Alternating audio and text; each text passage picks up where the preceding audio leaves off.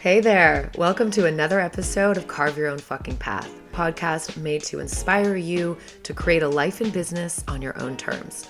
You'll hear candid interviews with people who have boldly decided to blaze their own trail, and the occasional solo show with me, your host. I'm Willa McDonough, on-camera coach, storyteller, and remote video producer. 5 years ago, I moved from my home base of San Francisco to the coast of Portugal, taking a big leap into the unknown. Some called it courageous. I called it carving my own fucking path.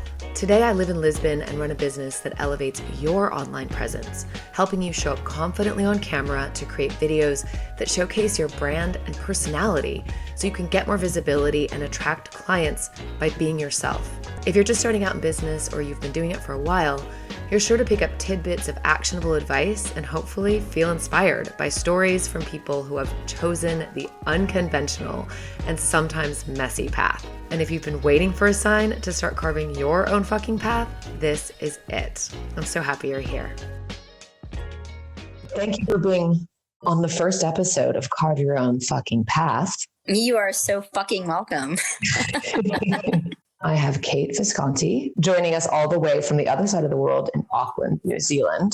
Kate and we met several years ago in San Francisco, and I've pretty much been following you since then on social media. Same. You're a brilliant traveler and photographer, and I am honored to be on your podcast. So thank you for asking me. Thank you. And I just love, you're very open and shameless and hilarious online and in real life. You post a lot about your fitness and your health journey. You're a stand-up comedian. You've just recently made this massive move all the way to New Zealand. So yeah, I just want to hear more about your unconventional path. You inspire me, and I think you inspire others. And that, I think, propelled you to then write this blog, Two-Faced Kate. Yeah, I just want to talk a little bit about that and a bit about your journey. All right, great. I'm very honored and humbled to be here. I do want to express extreme gratitude and appreciation for my readers and people I've inspired, and always give back to my community because of those who've inspired me to strive to be the absolute best me I can be. So I love that. If you could do a quick bio. Sure. Yeah. So I'm 44 years old. I spent 38 of my 44 years in the general Columbus, Ohio area. For those who don't know much about Columbus, Ohio, it's relatively small population, surrounded by a lot of rural land. I grew up on a farm, very much in what most of the world would consider a poverty scenario. I was very focused on getting out and studying and getting away as fast as I possibly could. So I made it an entire 30 miles away from home to study at Otterbein University. Nice. The original goal was to be a psychologist, and in some weird shapeshift, I went to become an English teacher. And the best way to put it, I was making absolute shit money, working crazy hours, probably 3 to 4 jobs during the school year, just to make ends meet.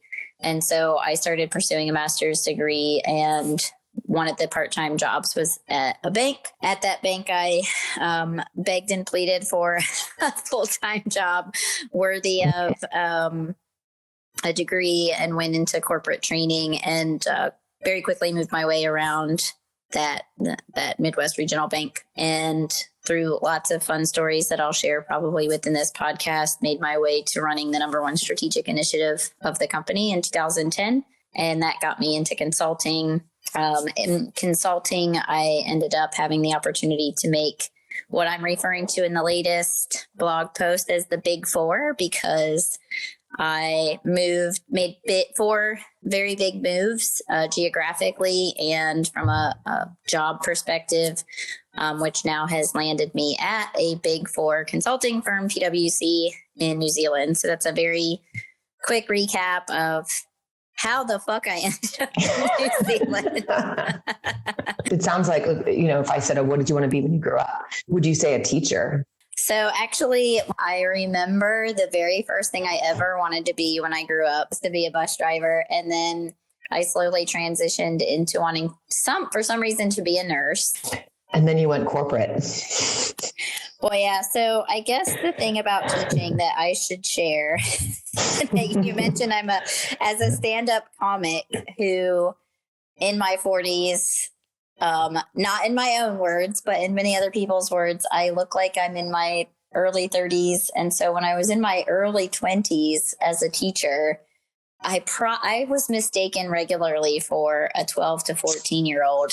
Oh my God. Well, and so in the corporate world, I mean, it sounds like motivating people, inspiring people, speaking has been something that you felt comfortable doing. Leadership, things like that. So I'm just going to segue more towards like personal life. So during all this time, you were married, right? Yeah. So I met my ex-husband in 1999. So from 24 to 38 years old, we were together. We had a great relationship that was, from the outside looking in, like not the perfect marriage, but, you know, we had our struggles very early financially because I was a teacher. My ex-husband, he worked for like a fiber optics company and then got laid off right after we bought our first house. And I was really trying to motivate him to go back to school. And so I think there's this fine line, you know, where I talk to a lot of people I coach. And a good segue to some of what I'm passionate about is that anytime you're coaching or trying to inspire other people, that there's a really fine line of making sure they know they are absolutely great just as they are. And I don't expect them to be any better or any different than they are, but that if they want to be more and there's something I can help with, I want to. One of the things I found most importantly in my career for the last four, well, actually, so I've had 4 jobs. All 4 of them were I was heavily pursued for the job based on performance and network, where a lot of people in this day and age, if they are unfortunate to lose their job or be in a position where they're actively seeking something else versus being sought out, that it's really difficult to differentiate yourself reactively. If you can do it proactively,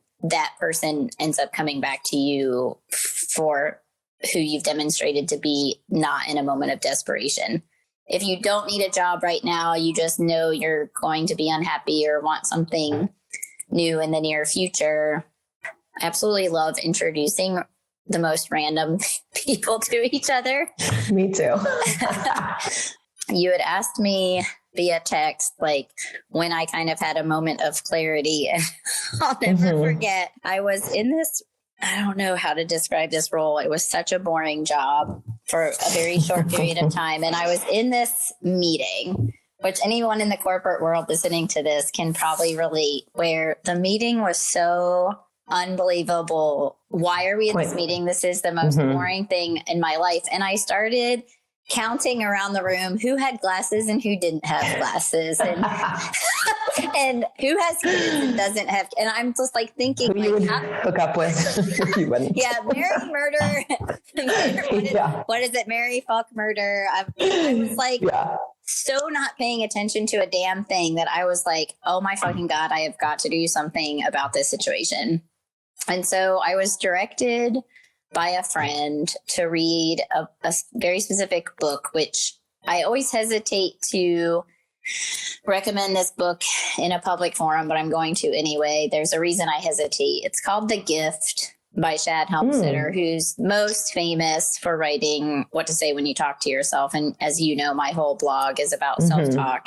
And so we'll get into that. So in this book, it's basically the 12 tools we all have equally in life, regardless of gender, socioeconomic status, geography. Like everybody has these 12 things. Like for example, everybody has 24 hours in a day. There's nobody who has more or less time than anyone else. So it's how you choose to spend that time. If it's on the sofa watching Game of Thrones and that's your choice, that's totally fine. But don't complain that the person who chose that hour to work on an invention or go to the gym or volunteer at a soup kitchen, like everybody has a different experience within those 24 hours. So the one that struck me was the concept of surrounding yourself with successful people. And if you're always like the best in your group, then you're probably their inspiration. But how do you then improve yourself? So after I read this book, I started reaching out to people at my company and say, hey, you seem super happy and successful. Can I take you to lunch and kind of pick your brain about your career?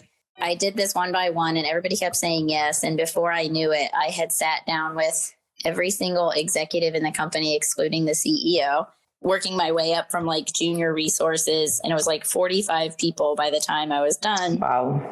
And I had such this new network of people who, like I said, when you do this proactively and don't need a job, all of a sudden I get this job offer to come run mortgage marketing when I had no mortgage and no marketing experience.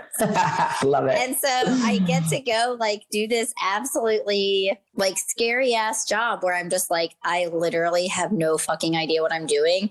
They're just telling me to do shit. And I'm like, I'll make it up. I don't know, maybe it'll seem innovative because I literally have no clue what's going to hold me back from this because I have no self-limiting beliefs because I have no idea what I'm doing.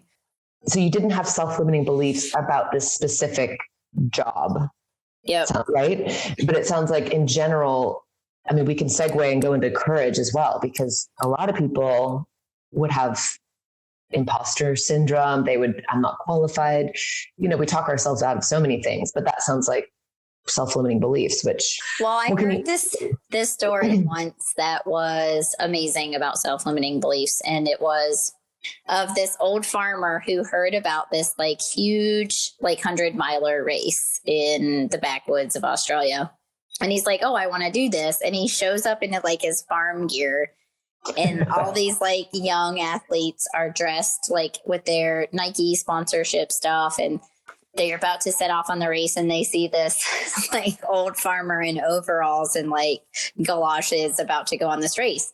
And he doesn't know the rules. He has no idea what he's supposed to do. So he just takes off on this little shuffle. And long story short, he wins the race because he didn't know he was supposed to ever stop. And they all stop for the night. So the ignorance is bliss. Exactly. So what I remember when I first started telling people I was going to move to the UK in March, and then when I told everybody I was moving here, they're like, "You're so brave," and I was like, "That's such an interesting adjective because."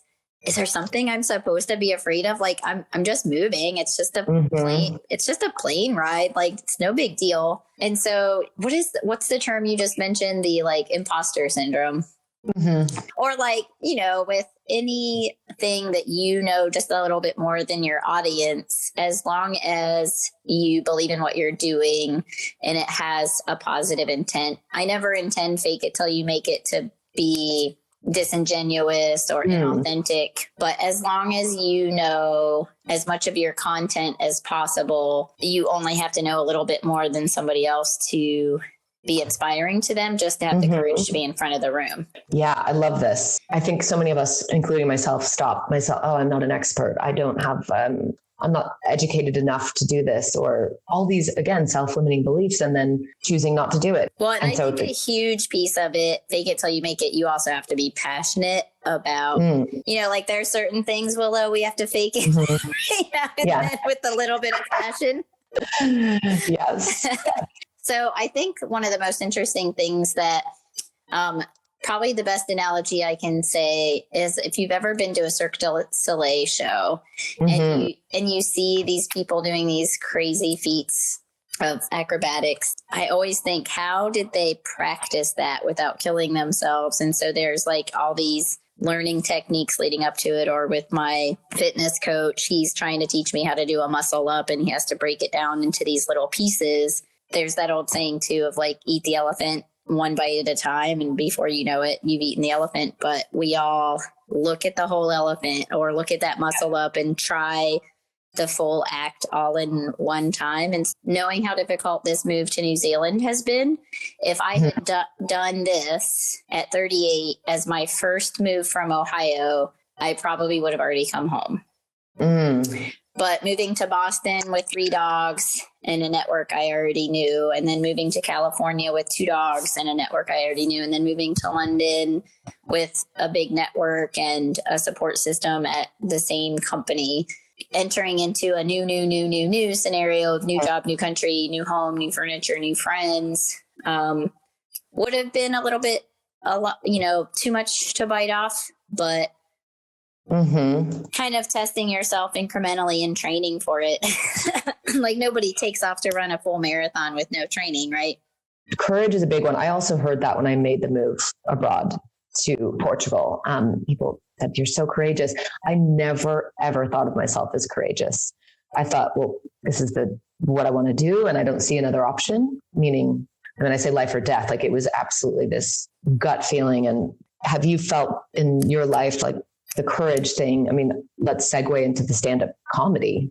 I mean, that's sounds terrifying to me, but for you, it's, I'm just curious a bit, like a short sort of version about how you got into, the comedy.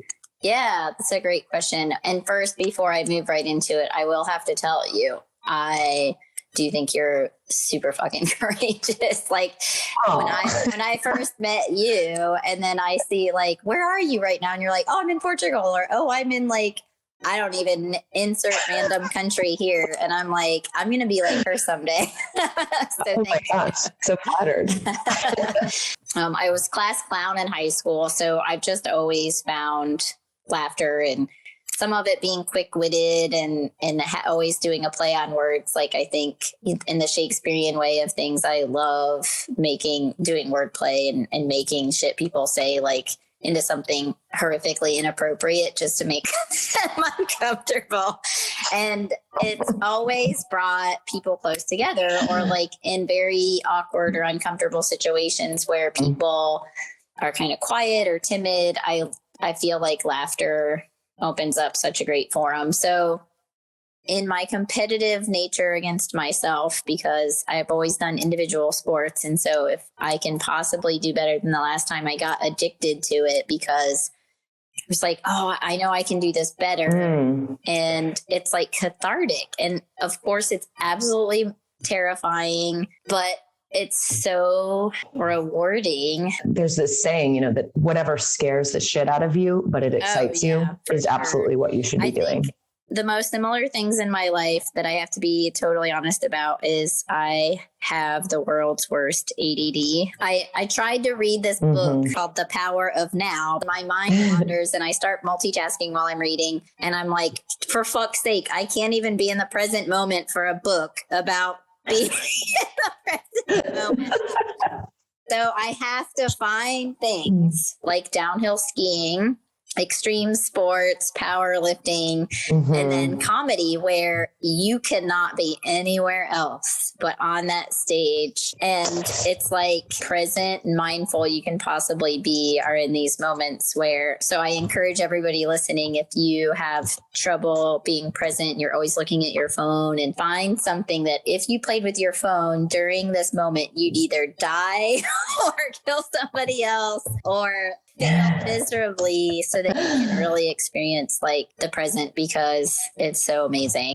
I love, your little bio is like business professional, professionally single, working up on my stand-up routine accordingly. Is that your, let's say your content is single life? Most favorite bit was all about entering the single world post social media. I do a lot about my weight gain and loss.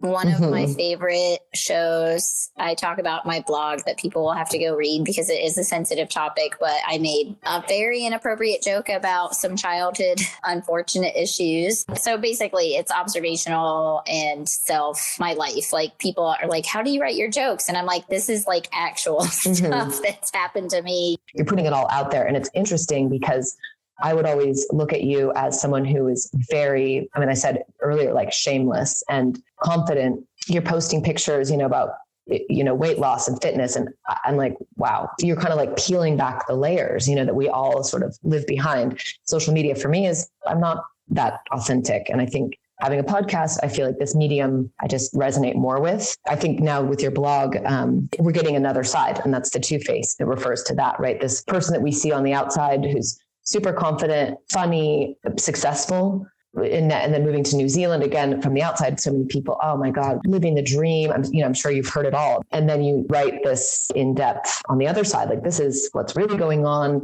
And I want to just quote something because I thought this was really powerful. You're like, I do not have shit figured out.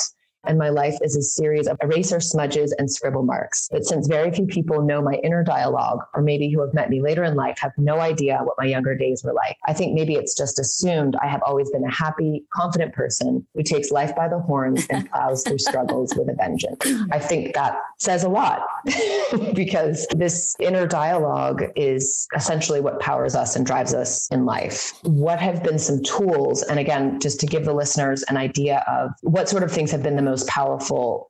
Oh my goodness. It's a heavy one. It's basically that I always have overachieved just to feel like I'm worth being seen. So my goal in life, it's to be everybody's favorite customer.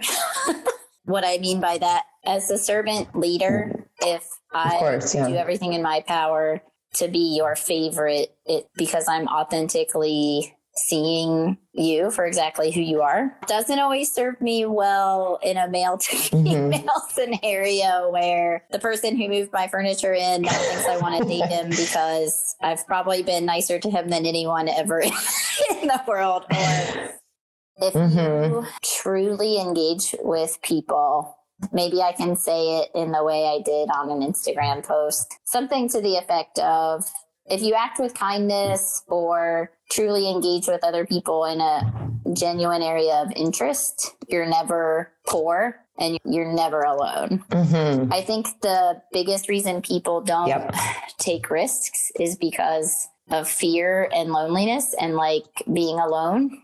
If you really know how to build relationships through actually caring about the other person more than yourself, that you can create a genuine bond that will last forever. Nobody knows, like I said in the analogy, if you don't show everybody all of that, and social media has just come to this place of only showing that happy final result and all of this greatness. I just wanted to share that there's so much that goes behind it for every single person. Yep. We all, I mean, myself included, can look at someone and you're seeing the highlight reel, of course, but thinking, oh, they have it all figured out and there's been no struggle. It's just been an easy, glossy ride. It's totally a misconception. Maybe what Two-Faced Kate, the blog, is saying is, here is me, butt-ass naked, no pretenses. This is just really what's there. And then I'll put the makeup and clothing on to save you from seeing my stretch marks and flab and wounds and scars. And just, yes, I've worked really hard for where I've come, but I couldn't have possibly done it without people who mutually inspire me. And so I think everybody who would listen to your podcast who knows me would know who they are. And I'm super grateful for the people in my life who've supported me on my journey. Well said. And I want people to be able to find your blog. www.2face8.com. Yes. Well, I wanted to recap now things that have helped you and that you've said, were an essential part of your growth would be mentorship. Essentially for people that are, maybe they don't have the clarity right now. They're like, what am I doing? I hear this at all ages with people. Like, What do I do with my life? I hear this a lot. And personally, I've segued and my path has been anything but conventional or straightforward. So mentorship and then self-limiting beliefs, really being aware of them and not letting them creep in, because sometimes, again, ignorance is bliss, where you don't have a self-limiting belief in something because you don't know. So you were thrown into this job, you knew nothing about it, and you succeeded because you didn't let yourself get blocked by these self-limiting beliefs. Same thing for bravery. You mentioned people have said you're so brave, but your belief is that, well, what are you supposed to be afraid of? I love that. It's like, is there something I'm supposed to be running from? Fake it till you make it. And, as long as you believe in what you're saying and doing, it has to come from an authentic place and you have to have a bit of passion behind it. And then the rest rest will follow. One step at a time. You can't, get to the top of the mountain or do the whole act in one go. You have to sort of build up to it. And then each step is going to prepare you for that big, whatever that looks like for you. And find something that forces you to be present. This is a huge one. And then act with kindness, genuinely, really engage with people, and you'll never be alone. Being your true, genuine self. And like you just mentioned this judgment comment, it's like, who has it figured out more than anyone else? Really nobody. So it's just, how do we share more, learn more from each other, lift each other up instead of cut each other down? Well, this has been so much fun to talk to you. Well, it's been so great to catch up, hear your stories. And I love your approach to life in general. And I think humor is something we can all connect to. Follow her blog, twofacedkate.com. All right. Thank you so much. That brings us to the end of this episode. Thank you so much for being here. If you enjoy the show, please rate and review on Apple Podcasts. It makes a big difference for visibility. And even better, share this episode with a friend. And don't forget to subscribe so you never miss an episode every other Wednesday. If you're interested in working together to elevate your online presence, I'd love to hear from you. Reach out to me on Instagram at whereiswillow. I also hang out on LinkedIn, Willow McDonough. Until then, cheers to carving your own fucking path. I love you.